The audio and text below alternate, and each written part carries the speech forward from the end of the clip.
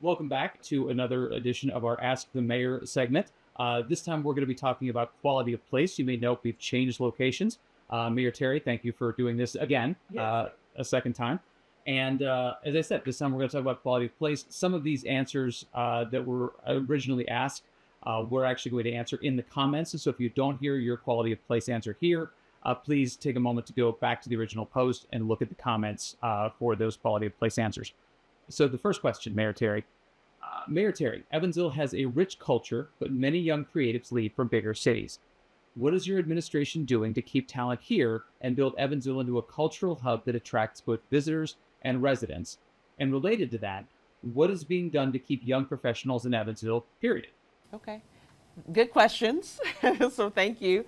Some of the things that my administration is doing is to attract talent and to build Evansville so that it's more of a cultural hub. It's more of a vibrant, thriving city. Is goes back to investments in quality of place. That's one place that we're really trying to do a better job of. And when I talk about investments in quality of place, I'm talking about park improvements. I'm talking about looking at sporting venues and outdoor entertainment centers. Trails and bike paths are all a part of quality of place. And I think those type of investments really help us to strengthen our neighborhoods. They attract new business, and they also draw in talent. And you'll continue to see that, happen over a period of time. We have, really a great relationship with the Evansville Regional Economic Partnership right now. They oversee or kind of the administrator for with the Regional Development Authority on, distributing ready funds in our city and our region. And so through that, we're able to make some significant transformational quality of place and quality of life investments, coupled with whatever else we might invest in through our city budget. So we'll continue to do that.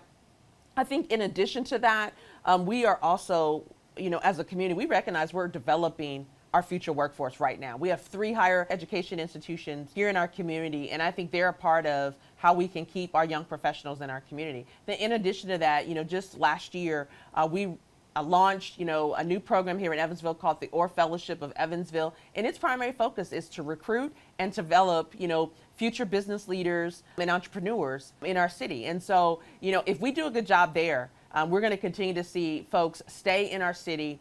While some will go away, and experience life, and they should, sometimes it's great for our, our young people to go away and experience things in a different way. But we're finding more and more coming back. There's a program called Belong Here.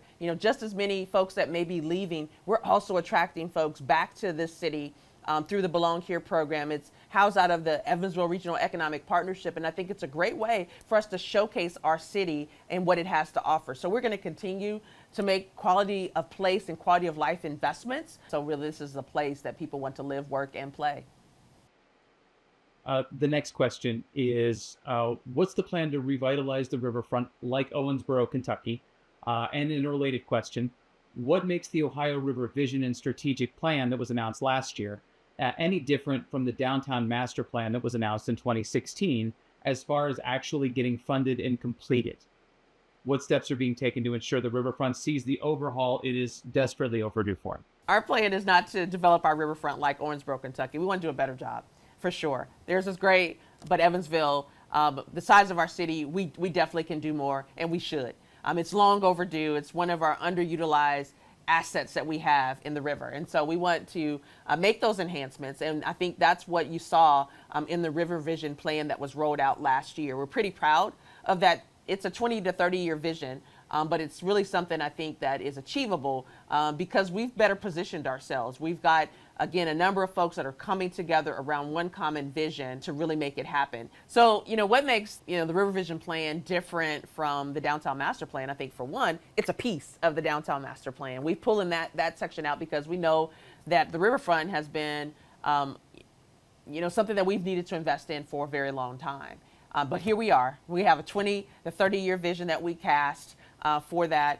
But there's a lot of work that's happening behind the scenes. We launched it last year, but there's been work since that announcement. We are in the schematic design phase, and that portion is funded, and we're continuing to work with Sasaki to do that. And then in addition to that, we have a dedicated staff member that also has the sole responsibility of seeking out grant opportunities and other funding sources that will help ensure that we can continue to move forward on the River Vision plan. Mayor Terry, what specific steps is the city taking to attract new businesses and industries in Evansville while also supporting small local entrepreneurs so that economic growth benefits both? Yeah, I think first and foremost, one of the things I want folks to know, the city actually hires the Evansville Regional Economic Partnership to help us with economic development work. We meet very regularly about the work that is happening through EREP to attract new business to our community, and I think we're seeing some results. And you'll, hear about some new business expansions and as well as new businesses that are going to be coming to our community. And so it's because of those efforts at EREP that really make a difference, I think, in how we can continue to grow and to attract new business to our community. I think the other thing to make note here is that for any new business, those that are here and those that might come in, they're going to look for a strong workforce, they're going to look for reliable infrastructure, and they're going to look for a city that's ready to grow. And I think we check all those boxes. We're making those investments in aging infrastructure like a water treatment plant and, road repaving. We're doing that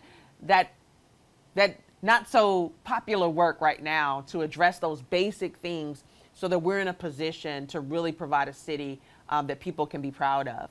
I think in terms of supporting small business, we have a small business development center that not only helps with helping you establish your business, but grow your business. And so we encourage small business entrepreneurs to really seek out and utilize that resource that we have here in our community. In addition to that, those investments in the infrastructure and our roads and parks and amenities, all those things also support small business, not just your larger corporations in our community. And so we're going to continue to move in that direction to make those meaningful investments, because in the long run, it's really going to pay off.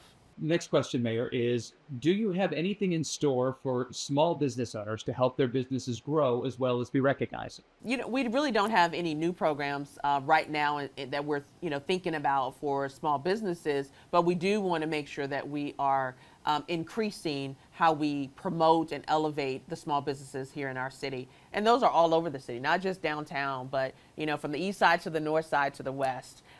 There are small businesses that need our support. And so we want to continue to make sure that we highlight their contributions to our city and support local. That's all I can say.